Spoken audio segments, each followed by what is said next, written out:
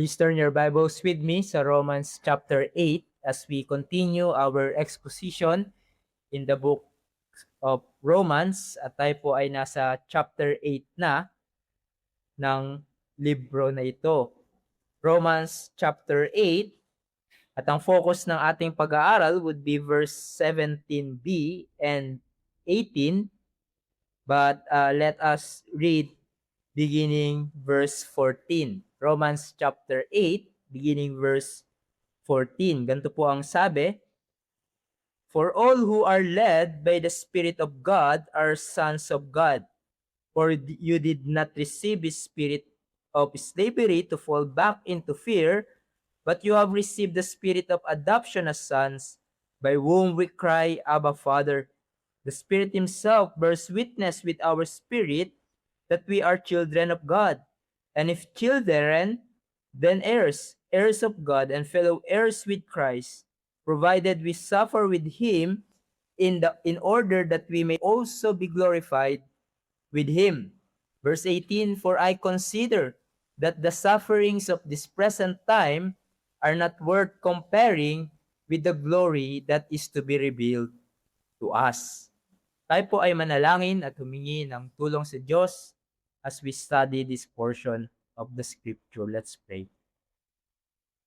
O aming dakilang Diyos, nakikita niyo po ang laman ng aming puso, laman ng aming isip. Wala po kaming may tatago sa inyo.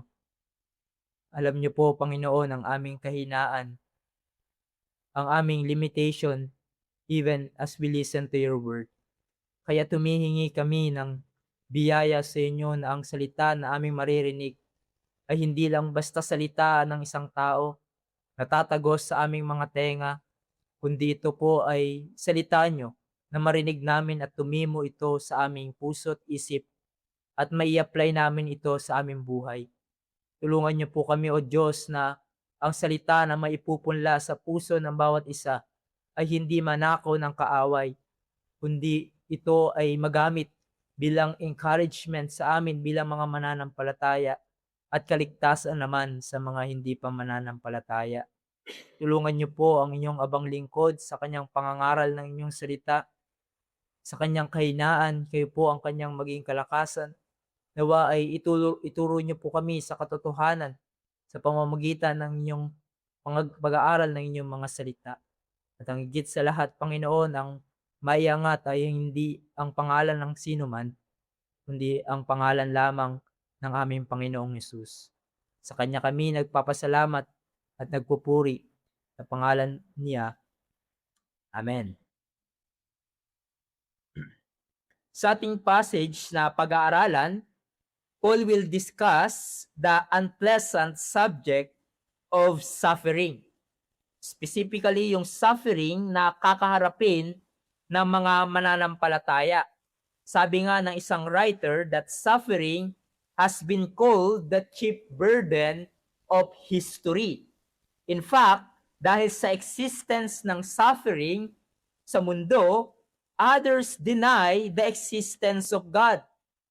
Merong isang philosopher na ang pangalan ay John Stuart Mill at sinasabi niya na kung ang Diyos ay Diyos ng pag-ibig, yet hinahayaan niya ang suffering sa mundo, then ang Diyos ay powerless.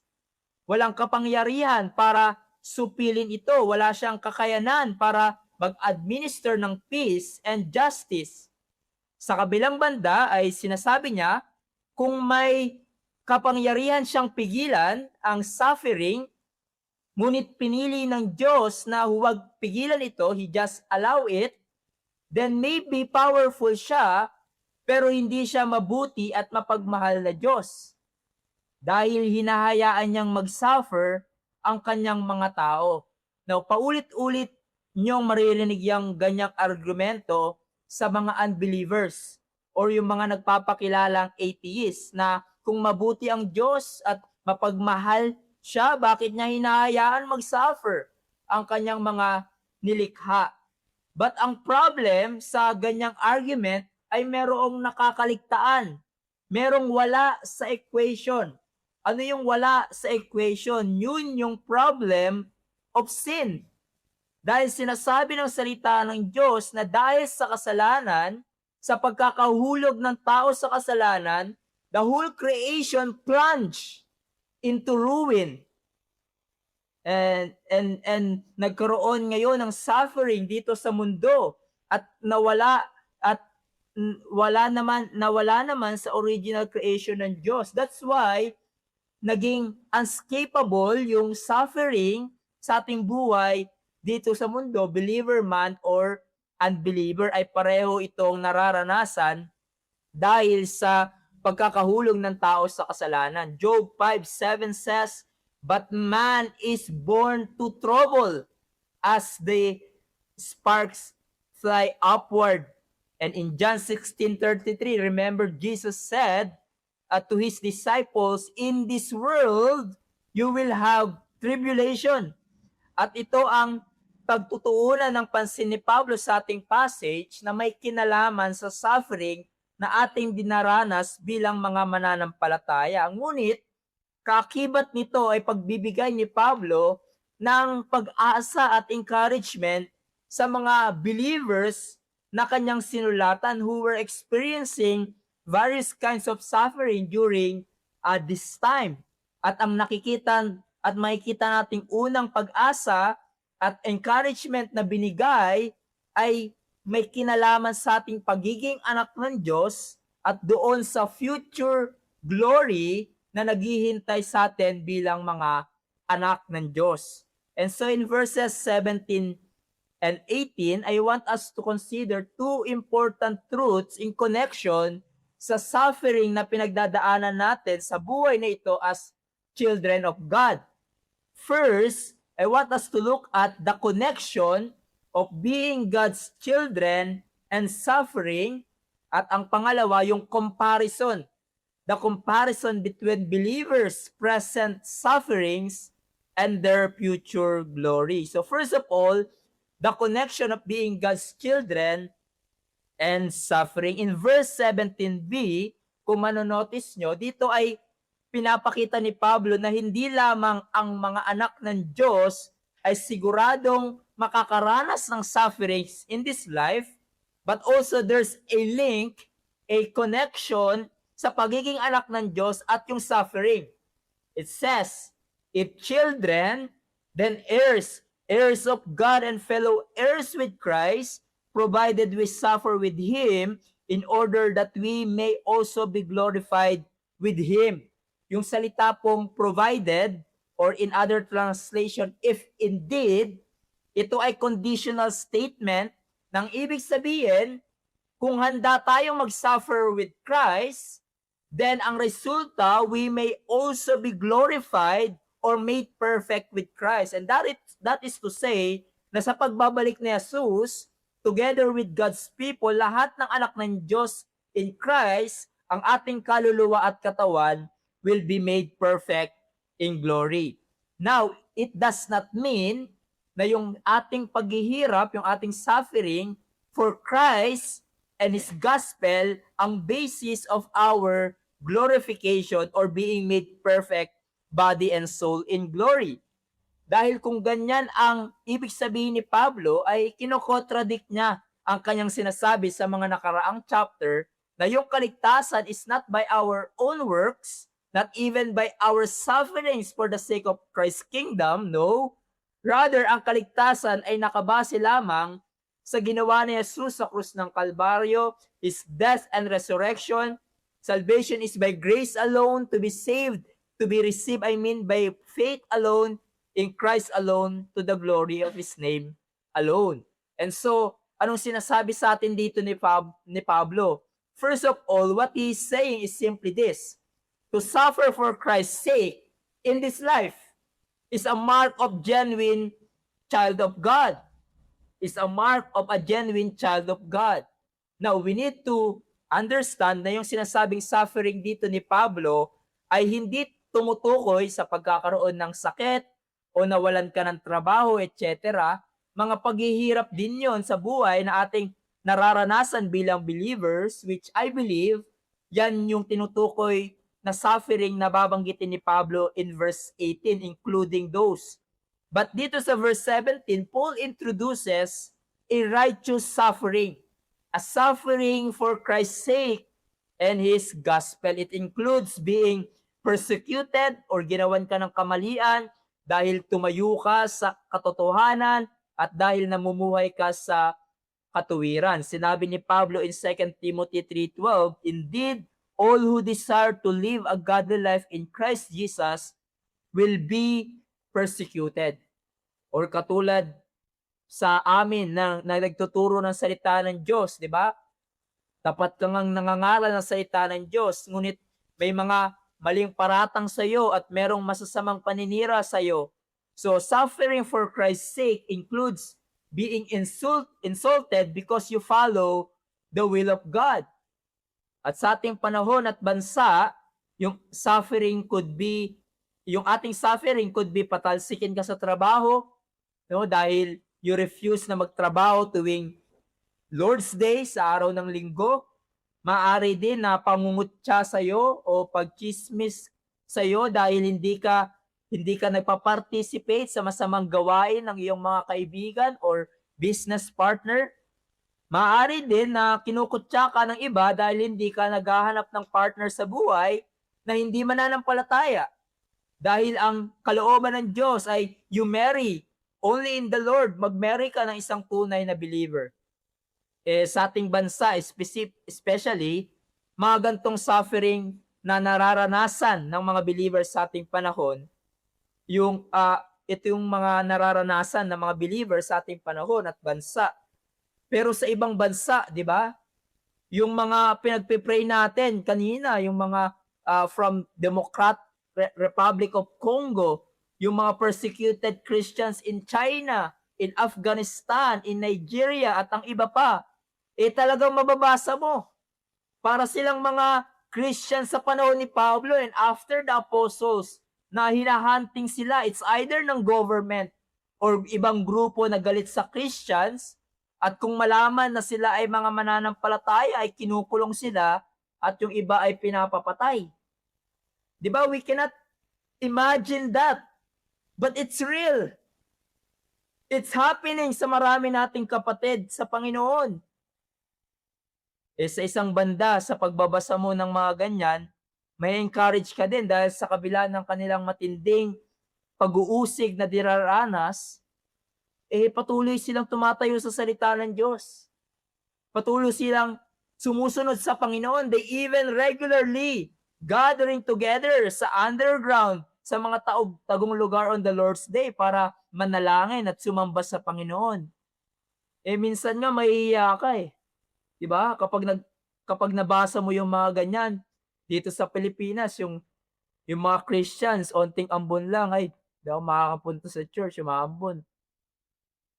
Diba? Kaya, online na lang, naging excuse patuloy si Zoom.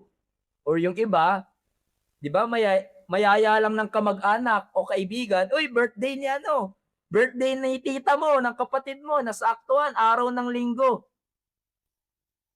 Yung mga ganyang pagsusubok, nakakalungkot na maraming pa ding nagpapakilalang Christians, madaling tumiklop sa ganyan, not willing to stand sa sinasabi ng salita ng Diyos. And though ang suffering natin para kay Kristo ay hindi paraan para makapasok sa langit, but remember this, it proves your genuineness, the genuineness of your salvation. And so, kung yung una, di ba, remember in verse 14, nakita natin yung isang tanda na tayo ay mga anak ng Diyos, being led by the Spirit, at kung pinapatay natin ang kasalanan sa ating buhay, that's the birthmark, if you will, of a true child of God. Pero dito sa verse 17, sinasabi ni Paul, our willingness to suffer for Christ is the birthmark, so to speak, of a true child of God. Yung suffering natin for Christ's sake, including yung mockery, yung physical persecution, or sa iba, even martyrdom. Dahil we follow Christ whatever the cost, it is a proof of genuineness of our salvation. It is a proof that we belong to God. Here then ay muling dinidistinguish ni Pablo ang tunay na anak ng Diyos sa mga hindi tunay na anak ng Diyos or those false professors of faith. Ang mga tunay na anak ng Diyos, yes, daranas sila ng suffering because of their Lord and Master.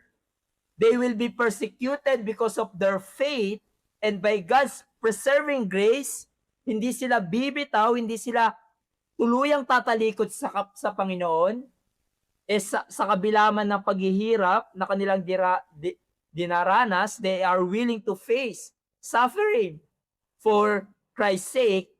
Ngunit ang mga nagpapanggap lamang na mananampalataya, kapag bumigat na ang suffering or kapag sila ay inusig because they identify themselves to be Christians, they will stumble and fall. At tatalikod na sila sa kanilang pananampalataya. They are like yung binanggit ni Jesus sa Matthew 13, di ba? Na yung seed that was sown on the rocky ground, the one who hears the word, di ba? Immediately receives it with joy.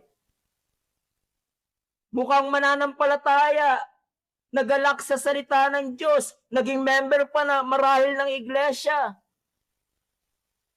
And Jesus said, yet has no root in himself, but endures for a while, and when tribulation and persecution arises on account of the word, immediately he falls away.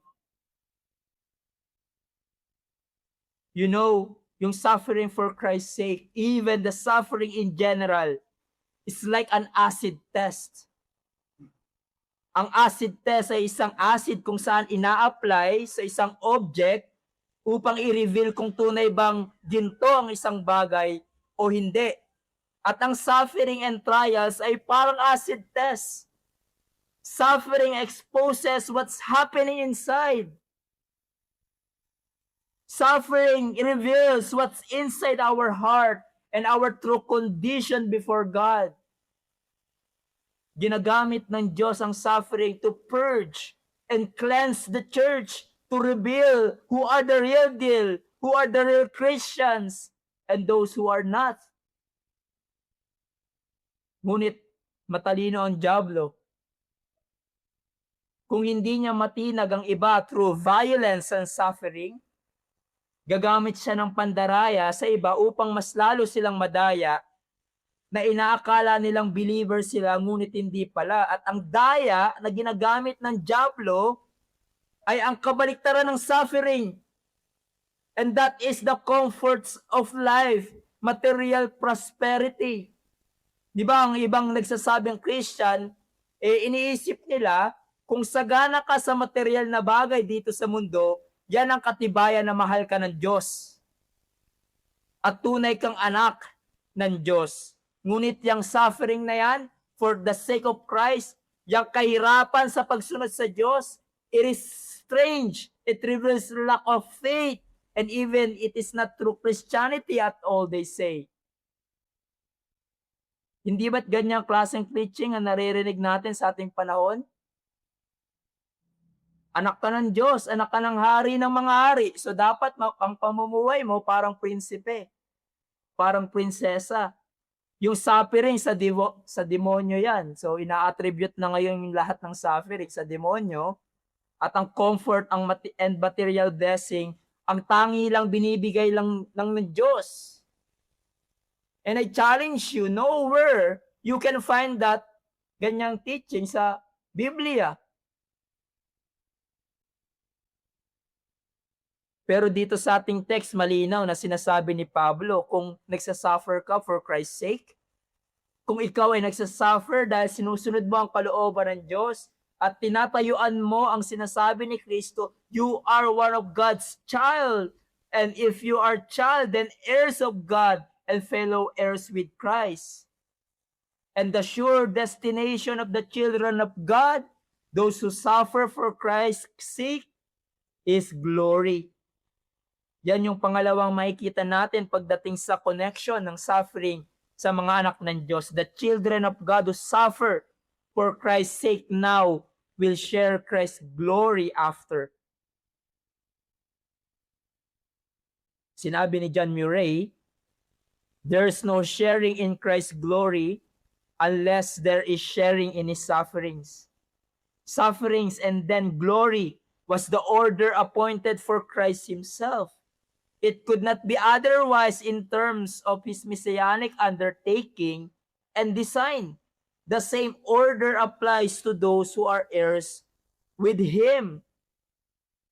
In other words, mga kapatid, the way of glory is through suffering. It is the path that we tread as we move to glory. Sinabi din sa Acts 14:22, through many tribulations, we must enter the kingdom of God. Yan ang design ng Panginoon for us. Sufferings now and then glory after. There are crosses we must bear and sufferings we must endure for Christ's sake and for the sake of His gospel in order that we may share in His glory after.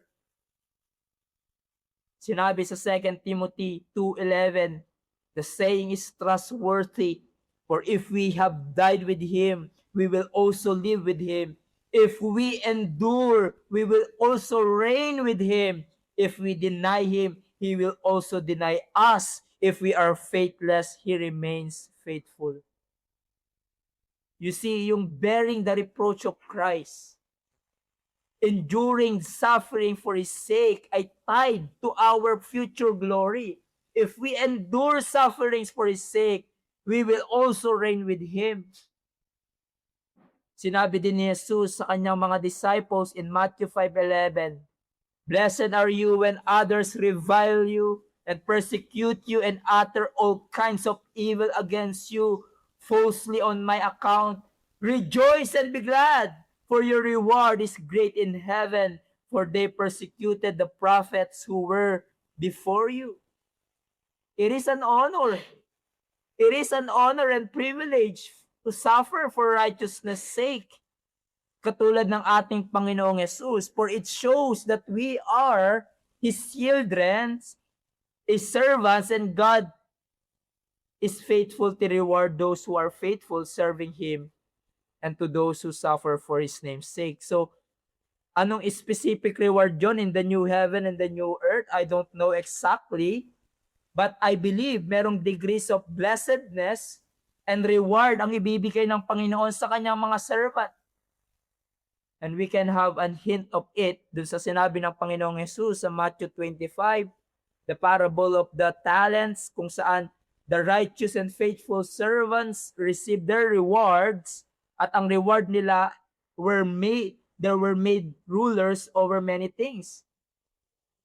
And those faithful servants will hear from the lips of Christ, well done, good and faithful servants, enter into my rest. And so, ang hamon sa atin mga kapatid, embrace suffering for Christ's sake, knowing that it is the pathway that leads to glory. Embrace your suffering for Christ's sake, knowing that it is the pathway that leads to glory. Kung ikaw ay dumaranas ng paghihirap dahil sinusunod mo ang kalooban ng Diyos at ang kanyang pinag-uutos, ito ay hindi meaningless. Hindi meaningless ang sufferings natin for Christ's sake. Meron itong kabuluhan dahil pagpapakita ito that you are a child of God and the Spirit of God is in you. Just like what Peter said, if you are insulted for the name's sake, for the name of Christ, you are blessed because the Spirit of glory and of God rests upon you. At merong dakilang reward ang naghihintay sa iyo dahil sa iyong tapat na paglilingkod sa Panginoon dito sa mundo. And you know what? What makes it more encouraging sa buhay na ito? God sees your suffering. God sees your suffering. God sees your God sees your suffering for His name's sake, and Christ Himself will comfort you. God sees your faithfulness, God sees your pain dahil sinusunod mo ang kalooban ng Diyos kahit hindi ito nakikita ng iba at walang nakaka-appreciate ng ginagawa mo. Diba? You don't need to plaster it on the social media and gain many likes. God sees. And that's the only thing that matters. Nakikita ng Panginoon ang iyong faithfulness. Sa pagpapalaki mo ng iyong anak, nakikita ng Diyos yung struggle mo sa iyong career dahil gusto mo siyang i-honor. Nakikita ng Diyos ang iyong faithfulness sa panalangin, ang iyong faithfulness sa iyong husband at ang husband sa iyong wife. Nakikita ng Diyos ang ating mga kapatid sa ibang lugar na nire-risk nila ang kanilang buhay para sundin ang Panginoon. Take heart, my brethren. Dahil Christ will provide a deeper comfort for you who suffer for His sake, and great is your reward. Your suffering now will lead you to glory. Sinabi ni Samuel Rutherford, isang Puritan, if the Lord calls you to suffering, do not be dismayed, for He will provide a deeper portion of Christ in your suffering. The softest pillow will be placed under your head, though you must set your bare feet among thorns. Do not be afraid at suffering for Christ, for He has sweet peace for a sufferer. He has a sweet peace for a sufferer. But then lastly, the comparison between believers' present sufferings and their glory. Sinabi po sa verse 18, for I consider the sufferings of this present time are not worth comparing with the glory that is to be revealed to us. Yung word na for, not only introducing this verse, but the entire paragraph that follows. Dahil sa mga susunod na talata, ipapakita ni Pablo yung sufferings na nararanasan pa natin dito sa mundo dahil sa kasalanan. And this world is still under curse, but also comparing it sa kaluwalhatian ng mararanasan natin sa pagbabalik ni Jesus. At yung salitang consider, logizomai, kung saan hango yung salitang logic, it means to continually calculate or reckon with great certainty. In other words, sinasabi ni Pablo, I am firmly convinced by careful study and reasoning. At saan siya kumbinsido at nakakasiguro? Sabi niya that the sufferings of this present time are not worth comparing with the glory that is to be revealed to us. Now, there are several truths or realities ang pinapakita sa atin dito ni Pablo. Una, believers will experience sufferings. At hindi lang sufferings, one kind of suffering, but sabi doon, various kinds of suffering. Merong mga suffering na dahil sa resulta ng ginagawa nating kasalanan. Di ba? Merong suffering dahil sa resulta ng ginagawa nating kasalanan. There are also suffering sa ating buhay dahil we identify ourselves as follower of Christ. Dahil tayo ay mananampalataya. Yan yung nakita natin kanina, yung pag-uusig sa mga Christians. Also, there are sufferings na nararanasan natin dahil we are living in this cursed world. We live in an imperfect world. At babanggitin ni Pablo in verse 20 na yung creation, no, yung mundo na ating ginagalawan ay subjected to futility. In verse 21, this creation is in bondage of corruption, and it pictures that the creation is groaning. It is in trouble, it is in pain. Diba? Nandyan ang mga disaster, nandyan ang mga sakit, struggle sa work, sa family, anxiety, depression, miscarriages, death of a loved one, incurable diseases, virus, etc. Name it. nagdudulot ito ng matinding pain sa atin, hindi po ba? Sa buhay na ito, kahit nga lang mabalitaan mo isang kapatid sa Panginoon or mahal mo sa buhay na aksidente, nagkaroon siya ng malubhang sakit, nagdudulot ito ng matinding kabigatan sa ating buhay. Ito yung realidad, mga kapatid. Ito yung realidad sa ating buhay. Sufferings are inevitable in this life. Kahit na tayo ay mananampalataya, we are not excused to those sufferings. Sa biyaya lang ng Diyos, kung ang iba sa atin ay medyo hindi ganon dumaranas ng matinding pagsubok or sufferings. But then, sinabi ni Pablo, these sufferings are of in this present time. Meaning, sa panahon lang natin ngayon, in this period, only in this present age. And for the believers, ito ay magtatapos sa pagbabalik ni Jesus. At then, ito yung maganda. Maganda yung pinakitang larawan dito ni Pablo. As if si Pablo ay may hawak na timbangan.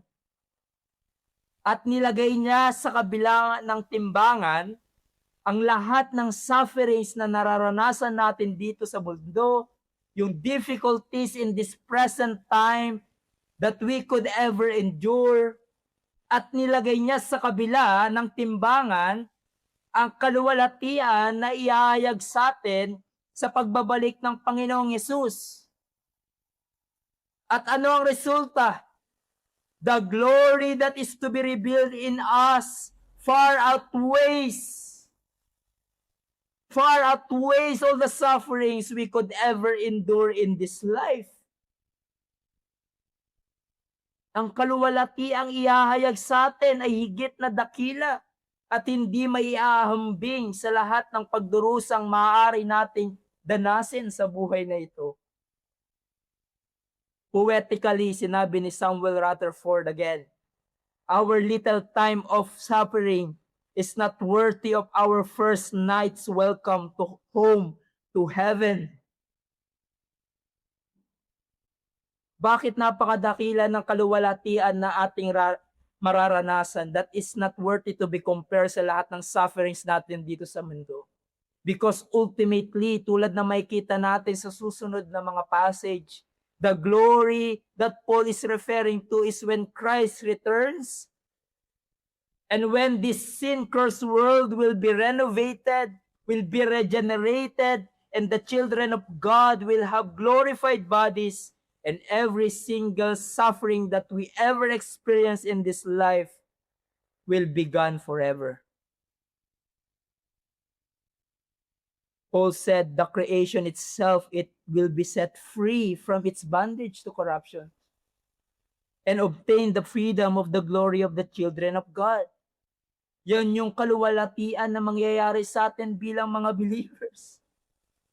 This lowly body na may bahid na pa din ng kasalanan, subject pa din sa paghihirap at kahinaan will be transformed to a glorious body. Our hearts, our minds, and souls will no longer be sinning.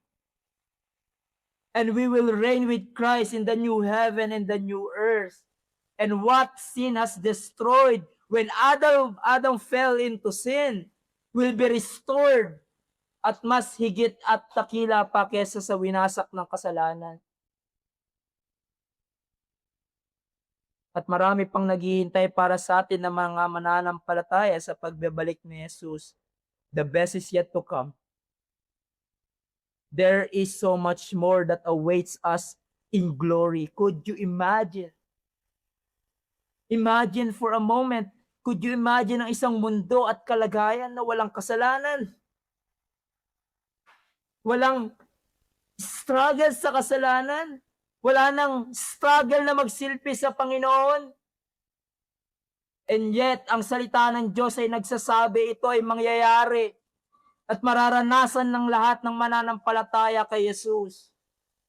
Marahil marami sa atin dito ang makikisa sa akin at mag-agree when I say I am tired of sinning against God? Are you tired? Are you not? I'm tired na magkasala laban sa aking mga kapatid sa Panginoon, sa aking mga mahal sa buhay, dahil sa labi ng aking kasalanan. At madalas we are tired sa kaguluhan na nangyayari sa ating bansa, sa ating mundo. Kaya minsan ayoko nang manood ng balita eh. Diba? Lalo na sa ating bansa, may stress ka talaga sa mga nangyayari. Ngunit what encourages us, mag-endure, what keeps us encouraged in the midst of these troubles around us. This is not the end of our life. Our future as believers is really, really bright. Because Christ will come. And He will usher the new heaven and the new earth. We will receive the redemption of our bodies, as Paul said, and we will be in eternal state of blessedness in Christ, with Christ.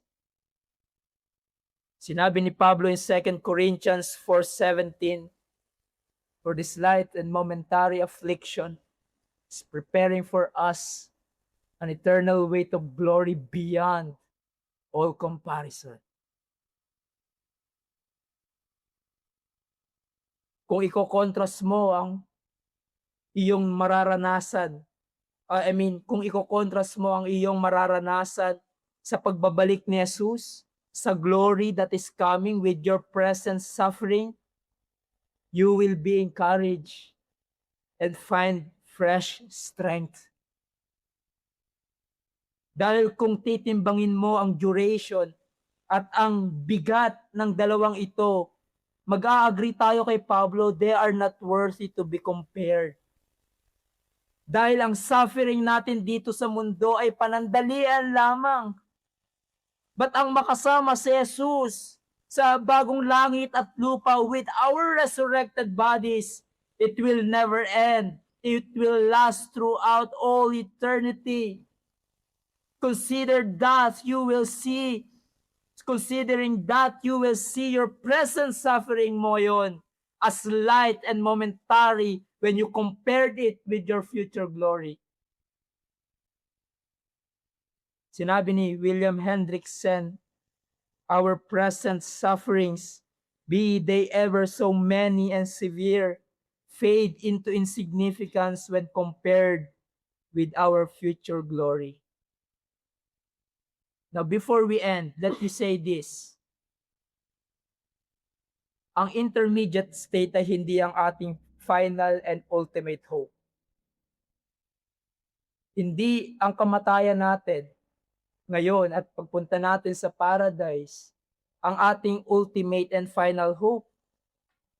Sometimes narinig ko sa mga Christian, sadly, sinasabi nila, sana kunin na agad ako ng Panginoon. Nahihirapan na ako sa buhay nito para mapunta na ako sa langit. As if yung kamatayan natin bilang Christians at yung pagpunta natin in paradise is our ultimate blessed hope. No! Life after our death as believers is not our blessed hope. Dahil doon mapunta tayo sa paradise. And we are perfectly happy and holy there. We are not fully redeemed. Rather, let us eagerly desire ang pagbabalik ng ating Panginoon where we will have our perfect resurrected bodies. As Paul said in 2 Corinthians 5:2, for in this tent, this body we groan, longing to put on our heavenly dwelling, if indeed by putting it on we may not be found naked, for while we are still in this tent we groan, being burdened, not that we would be unclothed, but that we would be further clothed, so that what is mortal may be swallowed up by life. Sinasabi ni Pablo, I earnestly desire to be clothed with resurrected body. I don't want to be naked, referring to his death and bodiless condition in paradise. But Paul says, I desire that my bodiless condition in paradise will be clothed with incorruptible, never dying body. Yan ang hinihintay ng mga kaluluwa ng mga bodiless believers in paradise, to be clothed with incorruptible, resurrected bodies. So, we pray, we eagerly desire, di ba? Kapag damang-dama na natin yung suffering sa mundo, wag nating eagerly desire, Lord, just kill me. No, brethren, God will take care of your death. But rather we pray, even so, Lord, come Jesus. Even so, come, Lord Jesus. We pray, O Lord, haste the day when my faith shall be sight. Let us look forward to the glory that is to be revealed in us, so that we may find strength to endure our present sufferings.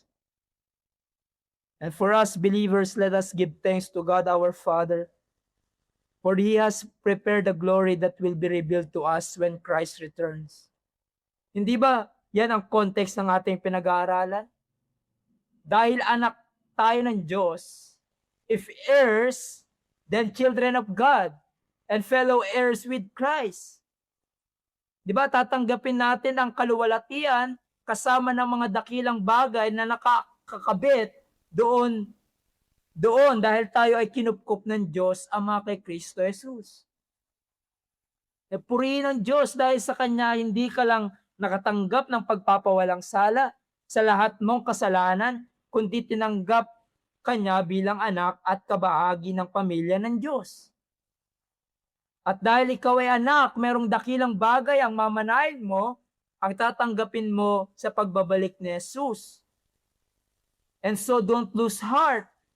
Though you are right now experiencing various kinds of sufferings, na minsan sa sobrang bigat ng iyong diraranas, di ba, hindi mo maintindihan sa ngayon. Bakit?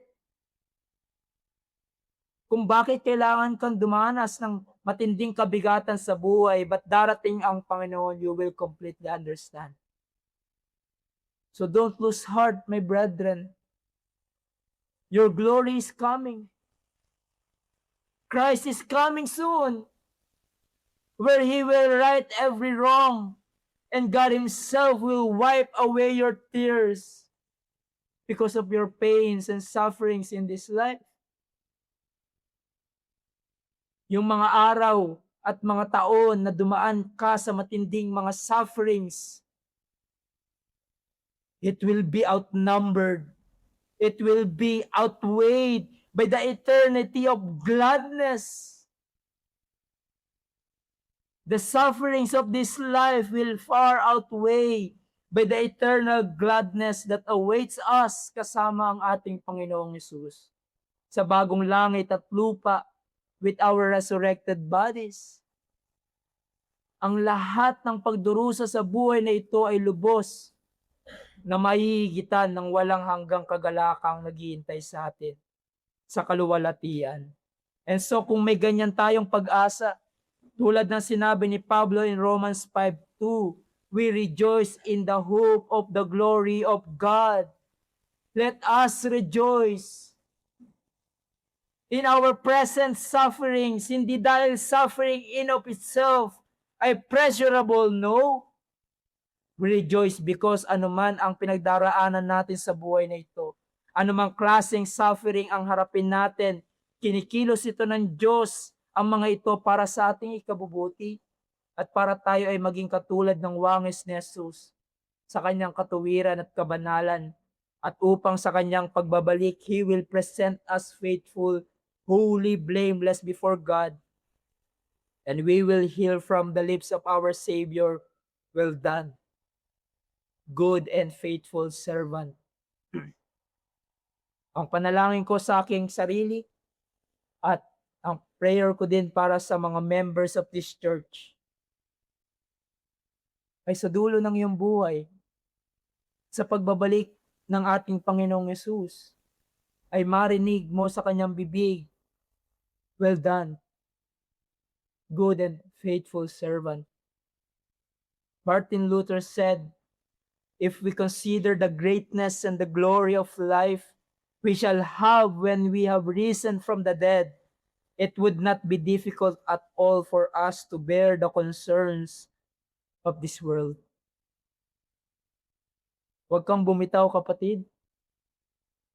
Huwag kang sumuko sa pinagdadaanan mo ngayon, sa suffering mo ngayon. Do not deny Christ. Do not turn back. Do not turn your back on Him because of your present suffering. Do not lose heart, but consider the greatness of the glory you shall have when Christ returns. So keep your eyes on the future glory so that you can endure the present sufferings with hope and perseverance. At para sa mga kaibigan naming narito, patuloy kayong hindi nagtitiwala kay Jesus para sa inyong kaligtasan. Kayo man din ay haharap sa mga suffering sa buhay dito sa mundo. It is an unescapable reality because we still live in this sin-cursed world. Hindi mo matatakasan ang suffering. At merong tinuturo ang nararanasan mong suffering ngayon. Merong tinuturo ito sa iyo kung hindi ka pa mananampalataya. And it is this. There's greater suffering that awaits sa iyo because of your sins. Kumbaga, yung mga paghihirap na dinaranas mo sa mundong ito ay patikim pa lang. Patikim pa lang. But ang greater suffering na naghihintay sa iyo doon sa parusa ng Diyos sa impyerno is much greater, 1,000,000 times more painful than the sufferings you have experienced and will experience in this life. Oh my friends, pagsamasamahin mo man ang lahat ng paghihirap na dinanas mo sa buhay na ito, ay hindi yan matutumbasan ng paghihirap na daranasin mo eternity in hell. Ngunit ang magandang balita, umarito si Jesus to save His people para sa kanilang malaking problema, kundi walang iba ang kasalanan na magdadala sa iyo in eternity in hell. Christ came and suffered the death that we should have died. Christ came and was hung on the cross upang magdusa at tanggapin ang puot ng Diyos na dapat ay para sa atin. Christ came and died upang ni isang patak ng puot ng Diyos ay hindi tumama sa atin. Christ came and died to take the terrors of God's wrath against our sins so that those who put their trust in Christ alone will have eternal life and blessed state in glory. At ngayon ay tinatawagan ng Diyos ang lahat ng tao, kayo na hindi nagtitiwala kay Jesus, na magsisi sa inyong kasalanan at manampalataya tangi lamang kay Jesus, because God has fixed a day. He fixed a day on which He will judge the world in righteousness by man whom He has appointed, and that is Jesus Christ. Ang tanging paraan upang matakasan mo ang suffering and eternal punishment in hell ay kung ngayon na, right now, not tomorrow, not next month or next week. Tomorrow might be too late for you. Kung ngayon ay isandig mo ang buo mong pagtitiwala kay Jesus para sa iyong kaligtasan, sinabi ni Jesus, sino mang magtiwala sa Kanya ay hindi mapapahamak, hindi makakaranas ng pagdurusa ng salawa ng apoy ng impyerno, pagkos magkakaroon ng buhay na walang hanggan. Buhay na kasama si Jesus sa kaluwalhatian ng langit, magpasawalang hanggan. Believe in the Lord Jesus Christ, my friends, and you will be saved. You will have eternal life.